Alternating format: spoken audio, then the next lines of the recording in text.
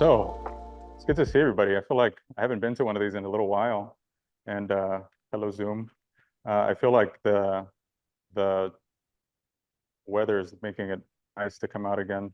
We should do this outside at the Greenwood sometime soon. But I think when talking about vision, I had a long time to think about this. Hillary told me about the signups and the different themes. And the problem with Creative Mornings is that they give you these themes and they're so vague. You can go anywhere with them, which is kind of nice. But as an artist, that's also, and designer, I think that's kind of like a death sentence sometimes, because you can go off on so many tangents. And what I'm trying to do is, like you said, land the plane somewhere in the vicinity of vision. But I think ultimately I want to take you through my thought process and just to give you a little more context, right? You introduced me. I'm from Paramount, California.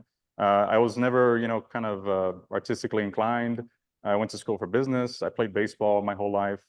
And it was always one of those things that was considered like taboo, like art, doing something creative. It was always encouraged, but it was never, or it was always praised, like if you're a creative kid, but it was never really encouraged. So to think of it as like a career choice or something to invest my time in at school per se would be kind of a taboo. So coming from a Mexican, household, it was very traditional in that sense. So just keep that in mind. Like this is all context for what I want to talk about. And what I want to talk about is things that I just find interesting, things that I've come to conclusions on, independently. I've, researched, art history and things like that independently as well. But ultimately, I think in the grand scheme of things, it's important to understand, where I'm coming from, and kind of hopefully you can apply it to yourselves and it resonates with you in some way. So I want to take you through like my thought process of what vision is. And I thought to myself, okay, maybe it's like perspective, maybe it could be, it's an opinion, it could be a view of the future.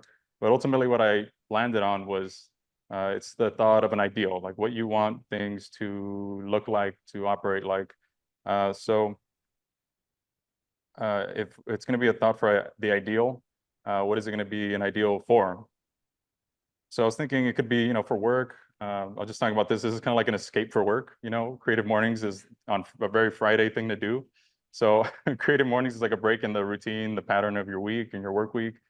Coming here, I don't want to think about work necessarily. I want to get the creative juices flowing. I want my mindset to be something a little different, maybe come back to something that is more aligned with, being creative and being artful for me, right? Could be for business. Didn't really want to talk about that. For self, I feel like that's a little too personal, but ultimately I think this kind of vision for the ideal is deeply personal. So we'll see where we land, honestly. Relationships, not qualified to talk about relationships. So I settled on life, and I felt initially like, damn, I'm definitely not qualified to talk about life. But I thought Elon Musk, right, hit us with this quote recently with the emergence of AI and his, the robots that he put out. And he put out there, if computers can do everything better than you, does your life have meaning? And I'm like, I don't like that. So this is not like a rule book for a rubric to follow. This is not, things that you have to abide by. These are just my thoughts, my opinions, my vision ultimately of what I think I want to live my life like. And ultimately I landed on, living artfully. And to me, that's kind of it's a way that amplifies what fundamentally makes us human. I think is the best way to put it, to do things that we can appreciate, that we have the capacity to appreciate. And some of those things could be, to me, beauty. We have an innate attraction to beauty. I think everyone truly is creative. I didn't used to think that a long time ago. I thought it was, we were talking about it. A little bit before the talk here. But I thought it was more like, you either got it or you don't kind of thing. And I feel like it's more now, not just like a switch that necessarily even gets turned on and off. I feel like it's more like a flame that gets choked. I think as you get older, you kind of start to reconcile with the idea that that flame can be turned back on. And if you're lucky, it never got turned off. So for me, I kind of am rediscovering that kind of like childlike imagination, the flame, so to speak, right, that I'm talking about. I think it's also it's artful to live simply. Uh, Again, my background is from a Mexican family, so first generation Mexican people, they have this thing where they try to live minimalistically, which takes actually a lot of work, more work than living as a hoarder, I think, sometimes, because our parents, they got to this country and they got things and they started to collect things and they just never got rid of them because we have these things now, things that they may not have had when they were, in our case, me and my wife's case, in Mexico. So when we go back home, it's like we feel like this because everything is just everywhere and we don't want our place to feel that way. But it takes a lot of work to do that. And I think there's an artful way to do that because I am also of the mindset that living minimalistically with like nothing is very dead and cold. So I'll get into that a little bit. And just general kindness, that's like a thing that takes a lot of effort too. Not only for like others, but for yourself, right? I feel like I'm very critical of myself. I'm sure many of you are too, being in like the design world in a creative, field in some capacity. You feel like you can always do better. You feel like there's always the right way to do it. And I feel like the ultimate goal for me is to not always operate that way, even though there is some benefit to that. I don't think it's necessarily healthy always. But I want to go off on a little tangent too, because I like using these a lot. They're called ellipses. They're just the three dots, right? You put after sentences. And all of these ellipses, they're basically, used to, in grammar, they're used to omit words or communicate like an incomplete thought. And I do that all the time, like texting. I do it in this presentation. I put it in there, like my thought process. I'm trailing off all the time, incomplete thoughts everywhere. But I think when I was riffing off of this, it kind of led me to the next kind of idea that I want to talk about. Again, these are just symbols in grammar, right? These are tools that we use to write and communicate. Semicolons, colons, they're just like a way to separate thoughts. Semicolon is like a strong comma. So when I came up with this, I enjoy things like this. You can see it as an expression of some sort. I kind of riffed on this and I enjoyed it. So I wanted to talk about it because to you it might be, nonsense. To me, I thought, oh, this can actually communicate something really deep just with this, because the grammar has rules and they are rules for expression ultimately. Could it be typography? I don't know. Some of you typographers might argue with me and fight me on that. To me, it's like a story. To my daughter, it could be, emojis. Those have existed for a little while. But ultimately, they're just symbols. And I think the best art is a series of symbols that communicates something that others can relate to. So this is the ability to give us the ability to, the rules for grammar give us the ability to express ourselves. So I thought of this, and I didn't know necessarily that this is attributed to or credited to Picasso, but it kind of makes sense. This quote is, learn the rules like a pro so you can break them like an artist.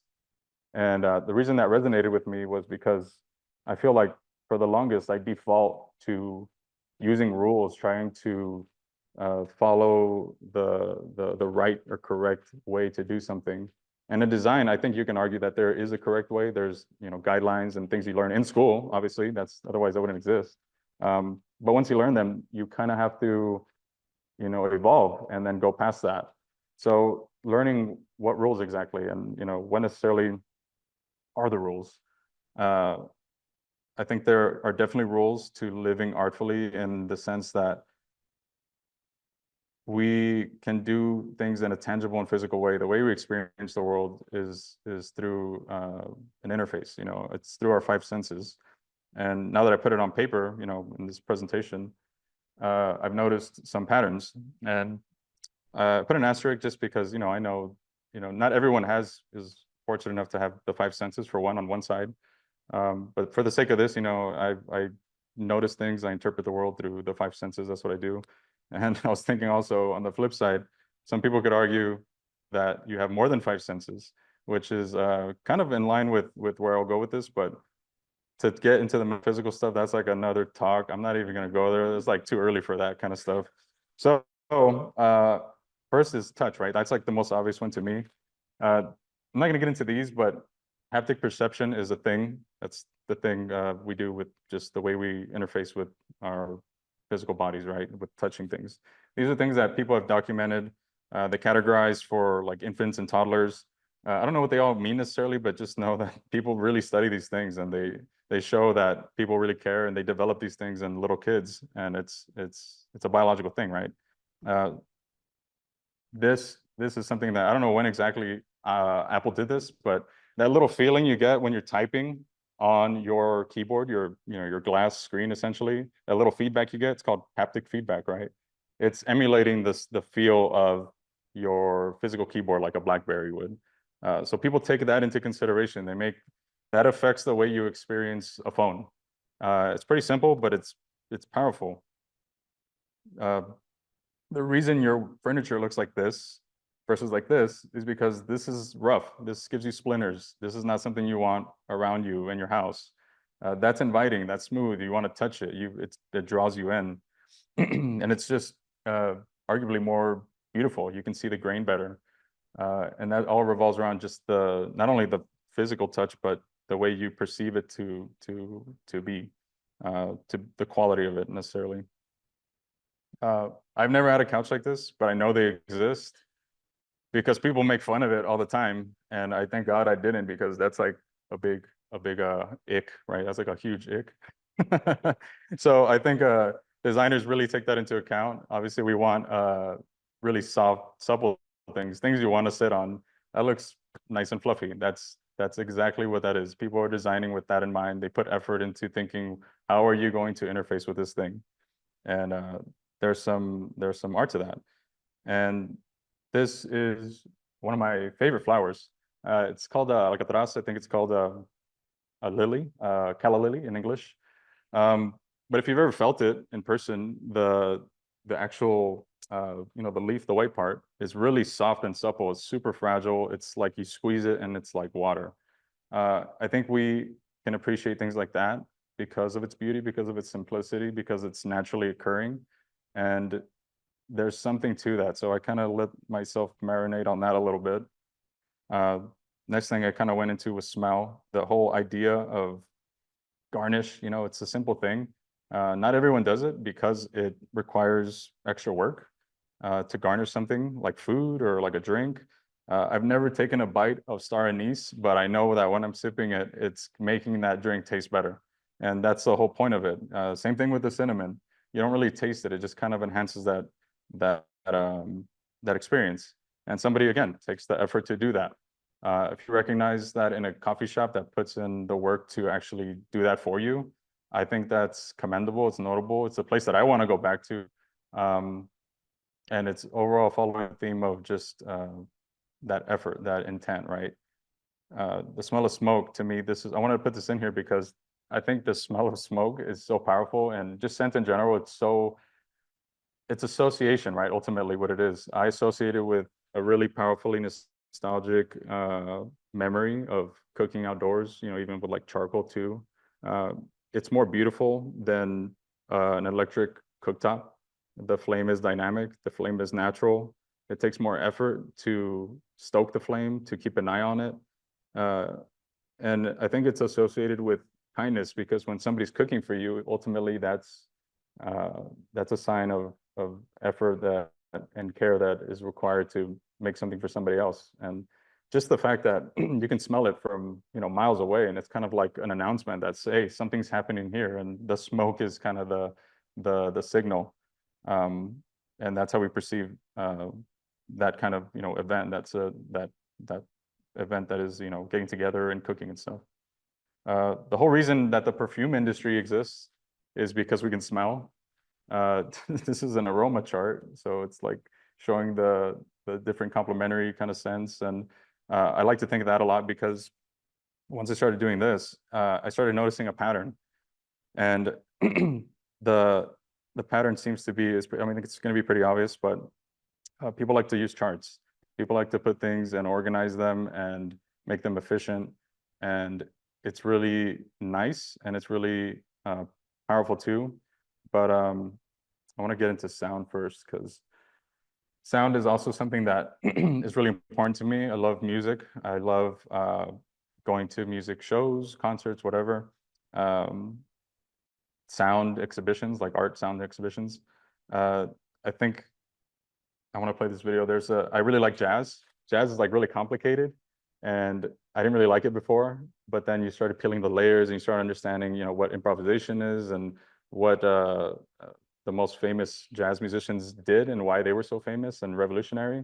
And I want to say it's kind of a niche thing, but it has a very strong following.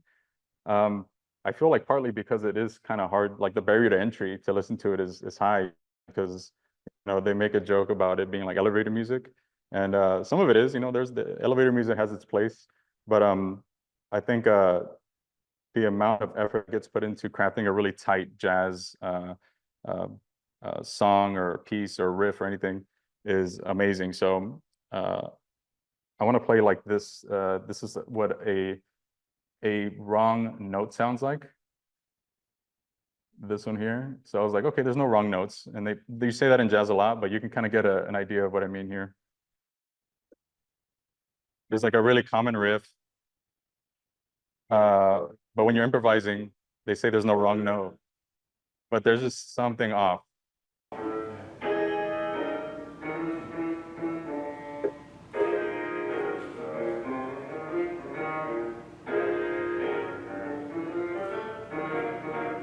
This is another probably recognize it.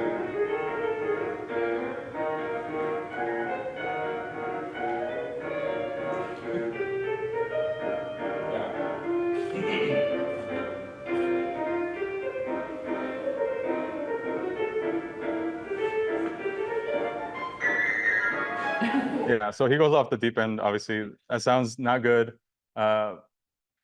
So the reason I wanted to kind of illustrate that was because, and while I say, like, there is no wrong note in jazz and it's all like improvised, I think it's pretty obvious that some things just naturally sound better than others. And somebody discovered that, right? Somebody took the time to break it down and understand, why do those notes sound really bad together and why do some sound really good together? Um, Ultimately, that's what musicians do. They find a riff that they think is worth putting out to the world. And some people like it, some people don't. But I think you have, like the hierarchy of how sound and music was created. First, you have like nice sounds, things that are pleasant. Then somebody discovered chords, like, hey, these notes go well together. Then somebody discovered harmony. Hey, these things go really well together all the time. Then somebody who knows like the circle of fifths. Is that like too like obscure? Circle of fifths. So circle of fifths is essentially another chart or wheel, you could say. But this is essentially what the circle of fifths is kind of visualized for music. And it's really interesting because this is one of like the most famous intros to a really famous album and the most famous song from that album. It's called Giant Steps, and you can kind of see how the notes bounce around and why it's so good. And I'll show you on the next slide why this starts to make sense, right?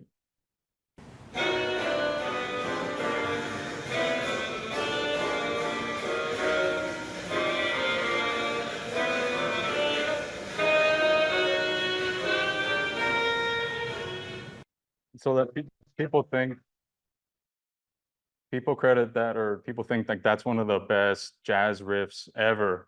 And it's so simple. Like they're just going around the circle of fifths. Those notes are arranged in a certain way. They're arranged in this way right here. So they are essentially, let's see if I can get this to play. Yeah, so these are the notes, right? And they're essentially in the chromatic scale, like art, like you would an art chart. And then they rotate them to get flattened out and get represented in the way they're arranged on like a keyboard, like if you know your notes, right? And these are the ways they kind of play together. And the circle of fifths from the last song is essentially just this visualized. And that for some reason, somebody discovered that. And now the circle of fifths is something that people use as rules for making jazz and making good jazz and making correct harmonies. And that's why people say like, oh, there is wrong notes. There's like a really famous video of Miles Davis getting like super pissed that played the wrong note during one of their sets. I don't know how true that is, but it's pretty funny. Miles Davis was like a really intense guy. But again, you know, the pattern is people like to make charts. They like to organize these things, and they like to uh, communicate them because what are they called? Infographics. They're great for communication. I like them too. We'd all learn this: salt, sweet, sour, bitter, spicy. Umami's kind of new, but that's cool. They show how they complement each other and how some may balance each other out. So in cooking, this is kind of like the foundation of how you make a great dish or how you can enhance a dish, how you can use garnish to your advantage. A little callback to the smell. Zoom over there. And taste, this is like another chart, right? This is a much more complex chart. So I think like, as we get older, we start to have the capacity and we start to enjoy doing this because it simplifies a lot of things. But this is one for coffee. This is just coffee. There's one for wine. There's one for cigars. There's one for beer. There's one for tea that's even more complicated than this. So I can appreciate this. I love charts as much as the next guy, but this is getting a little crazy, right? So these are compounds. Like people took the time to do like chemical compounds of, you know, garlic and how they play with, you know, caramel and fats and all this other stuff. I'm like, that's awesome. Like that's super impressive. I think that's it shows that somebody took the effort to do this, and we use it to great effect, and it's sophisticated and scientific. But this is like where I get off right here. Like it's okay, what do we have? We have like fruits, dairy, spices, and it's like a big giant web. And I'm sure somebody uses this really well and makes a lot of money doing this. But I don't think that's gonna be me, right? I think that's where I draw the line. And the reason is because oh, this is something interesting I found. Food pairing AI, this is probably like some ChatGPT powered thing. But essentially you put an ingredient, you put a couple other ingredients, and it shows how to make them harmonize, right? And I'm like, that's kind of cheating. I was ready to write it off. And then this person at the bottom of the screen, I don't know if, I mean, he looks like he could have invented this, but I don't know. Yeah, I mean, he might be a chef, but his whole thing is, I'm not going to read that, but the keywords from his kind of like take on the whole service itself is to use it as a tool, to use it to explore, to try something, and to use your intuition. So that's where I was like, okay, now we're getting closer. I think this is going to the place where I want it to go. This is kind of the thing all up in a nice bow. And I feel like this is the thing I could talk about the most, being like a visual artist. But ultimately, I think what I want to communicate is just that there's rudimentary things, rules to visual arts. And it's like the color wheel. This is like the foundation for pretty much everything. And you can see how like complementary colors, for some reason, they look good. Somebody discovered that they're on a wheel, and the ones that are opposite each other, they pop. And we like to use those. I try to use those. I try to use tertiary colors to communicate vibrancy, to make it visually contrast and have some, you know, finitude, right, in the work. But I really like this piece because this is Van Gogh's piece. I'm not necessarily like a big fan of Van Gogh, right? But this is like one of his most famous pieces, and people call it like his ugly masterpiece. And I initially thought it was ugly too. I thought it was just like really murky, and like the colors were just like not engaging. I thought they were kind of off-putting. And I'm like, yeah, it's ugly. It's an ugly masterpiece, sure. So I thought, you know, why? I saw a video that broke it down really well, and it's very technical. But ultimately, what I think is important to take away from this is that Van Gogh was not formally trained, right? I think that's pretty well documented. He had a lot of mental issues, health issues. So I like to think that it wasn't that he found the rules for making art visually. I like to think that he found an intuitive way to get here and to get to the point where it feels good. And even if and some of those rules and guidelines that make art engaging. But I think the right thing to take from this is that it was an intuitive thing, because that's how he painted. He painted very intuitively, and it's kind of evident in his other work too. So if it's not, you know, if I'm deviating from the whole rule thing, I'll tell myself, you know, why is the intuition important? And, what could be the opposite of a rule if it's not intuition? I thought maybe these words got close: chaos, autonomy, flexibility. I didn't like them too much. They started getting better. Like chaos is like no rules. It's like chaotic is negative to me, negative connotation. Autonomy is like self-governance, like self-imposed rules, not necessarily. I don't like that either. Flexibility, that's like wiggle room within the rules. Freedom, that's close. It's like the right to do things without any kind of restraints. My wife found Rick Rubin's book. Have you guys read it? It's creative. What's it called? Who knows it? You know that? Yeah, it's called the Creative Act. Yeah, that guy had no reason to write a book, I don't think. But it's amazing. I think it's pretty vague, and he's like a music producer. If you guys don't know, he does not look like a typical hip hop producer. That's kind of where he got to start. He's like a huge beard, crazy hair, and he's very like Zen, right? So over the years, he started writing stuff down, kind of like I did up to this talk, just kind of riffing and getting stuff down and organizing it later. And he got a whole book out of it, and it's pretty good. It's full of nuggets, and it's full of just guidelines. And he did something really genius at the beginning, where he kind of prefaced it with that everything in the book is not proven to be law, fact, nothing. It's all opinion, right? It's all his experience. It's how he sees things.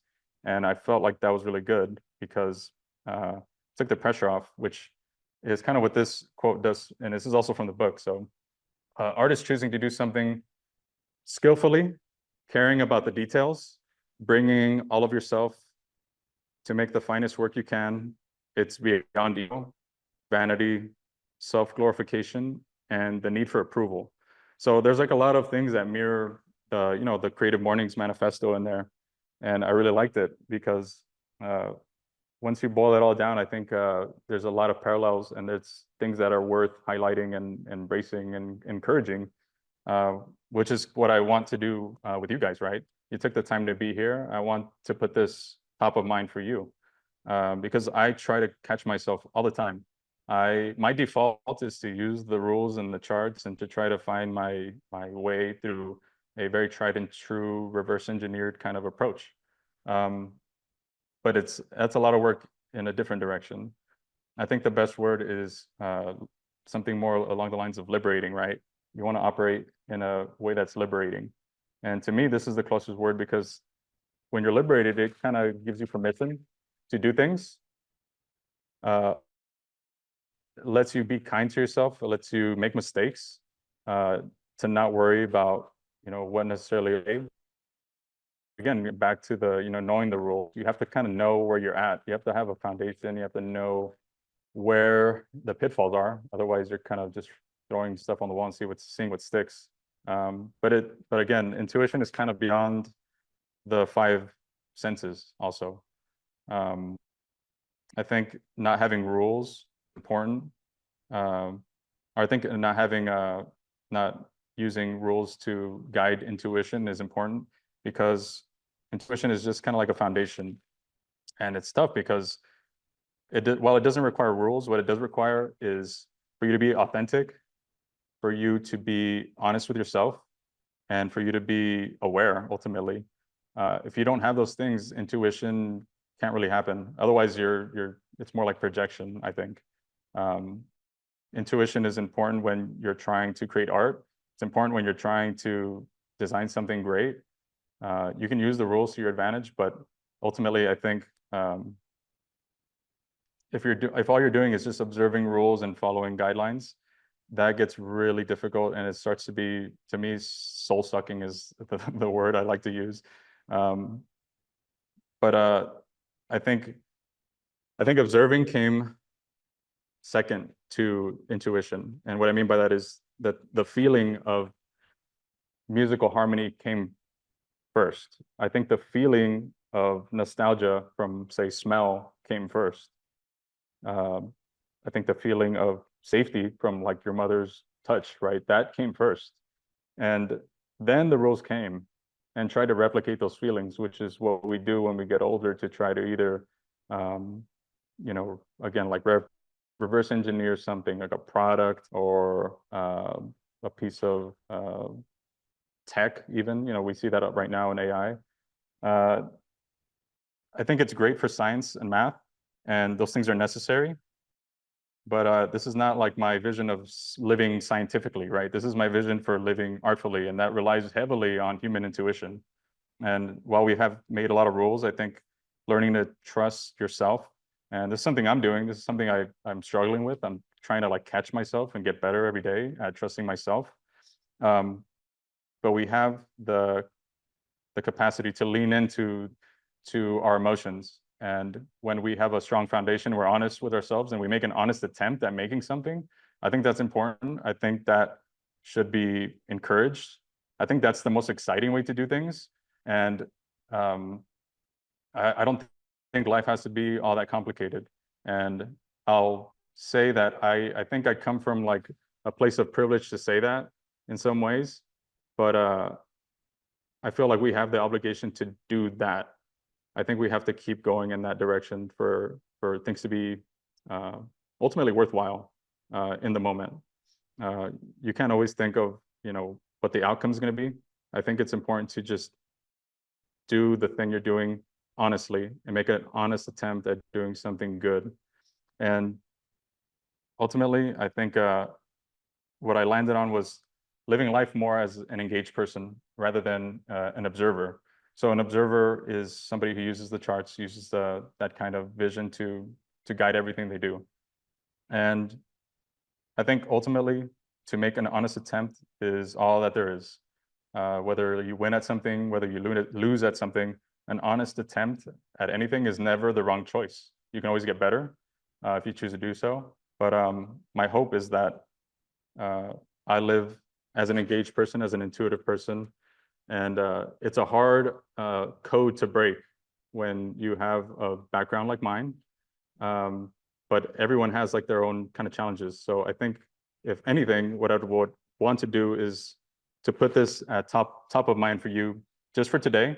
If you see somebody putting in extra effort, doing something that you might get enjoyment from, I would say encourage them, be kind to them. And if you're trying to do it yourself, be kind to yourself. And that's it. I think what I really want is to engage with you guys. If this kind of resonated with you, and if it didn't, that's cool. Now you get to go back to work.